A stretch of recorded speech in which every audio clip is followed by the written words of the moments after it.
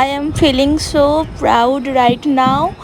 এত এত আনন্দ হচ্ছে যে মানে ফাইনালি আমরা জিতে গেছি, ইন্ডিয়া জিতে গেছে। আমরা আজকে বিশ্বকাপ ট্রফি পেলাম। আজকে আকাশে বাতাসে আনন্দের খুশি, কারণ ইন্ডিয়া জিতে গেছে, আমরা জিতে গেছি, আমরা জিতে গেছি। সারে জাহাঁ সে আচ্ছা হিন্দুস্তান আমারা।